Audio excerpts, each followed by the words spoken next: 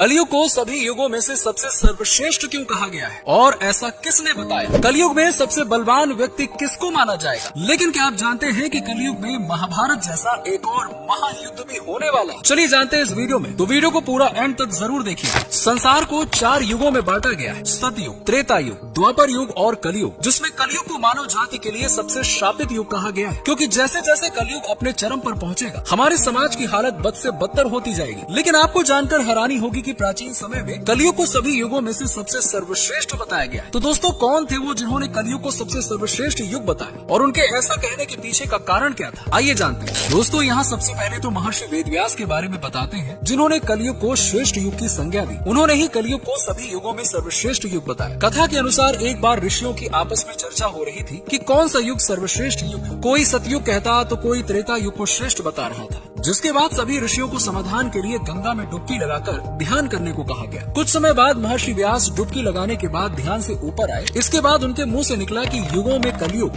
वर्ण में शूद्र और इंसानों में स्त्री श्रेष्ठ। महर्षि व्यास के इस कथन से सभी शिष्य आश्चर्यचकित होकर आपस में बातें करने लगे कि ऐसा क्यों कहा जा रहा है, क्योंकि सबसे शापित युग कलयुग और जातियों में ब्राह्मण ही श्रेष्ठ है। तो फिर ये व्यास जी कौन सा मंत्र का जाप कर रहे हैं? सभी ऋषि इसी पर सोच विचार कर रहे थे कि तभी महर्षि एक बार फिर से नदी में डुबकी लगाते हैं और फिर से बाहर निकलने के बाद कलयुग को ही श्रेष्ठ युग बताते हैं। ऐसा कहने के बाद महर्षि अपने कुटिया में चले जाते हैं। महर्षि के कुटिया में जाने के बाद शिष्य भी उनके पीछे पीछे कुटिया में प्रवेश करते हैं और कहते हैं कि महर्षि, हम आपके पास एक समस्या के समाधान के लिए आए थे, लेकिन आप नदी में डुबकी लगाते समय जिस मंत्र का जाप कर रहे थे, उस मंत्र ने हम सभी को आश्चर्य में डाल दिया कि आखिर कलयुग सभी युगों में श्रेष्ठ कैसे हुआ? कृपया करके आप इसका जवाब कीजिए। इस पर महर्षि व्यास जी ने कहा कि हे ऋषिगण, इसमें असमंजस की क्या बात है? मैंने जो भी कहा सत्य कहा। मनुष्य को जो फल सतयुग में 10 वर्ष में तप करने पर मिलता है, वही फल मनुष्य को त्रेता में 1 वर्ष में, द्वापर में 1 महीने में और कलयुग में 1 दिन में मिल जाएगा। इसी तरह से जो फल सतयुग में त्याग, त्रेता में यज्ञ, द्वापर में देवार्चन से प्राप्त होता है, वही फल मनुष्य कलयुग में प्रभु के कीर्तन और भक्ति मात्र से ही प्राप्त कर लेगा। दरअसल कलयुग को ये वरदान प्राप्त है कि कलयुग में सिर्फ श्री हरि का नाम जाप लेने से मनुष्य का कल्याण निश्चित है। उसे मुक्ति के लिए अन्य किसी भी साधन की आवश्यकता नहीं। इसीलिए मैंने कलयुग को श्रेष्ठ कहा। इतना सुनते ही ऋषिगण वेद व्यास जी से कहते हैं कि महर्षि, हमने आपको नदी में दूसरी बार डुबकी लगाते हुए सुना था कि कलयुग में शूद्र श्रेष्ठ है। आखिर ये संभव कैसे है? समाज का सबसे निम्न वर्ग श्रेष्ठ कैसे हो सकता है? इस पर महर्षि वेद व्यास कहते हैं कि पहले ब्राह्मणों को ब्रह्मचर्य का पालन करना होता था, जिसके बाद वो अनुशासन और मर्यादा में रहते हुए मंत्रों और वेद शास्त्रों का अध्ययन करते थे। इसके बाद वो अन्य वर्णों को धर्म का ज्ञान देते थे। इस तरह प्रत्येक ब्राह्मण अपने कर्म का पालन करते हुए उच्च पद को प्राप्त होते थे। लेकिन कलयुग में ब्राह्मणों के अंदर ये गुण देखने को नहीं मिलेगा। इसीलिए ब्राह्मण उच्च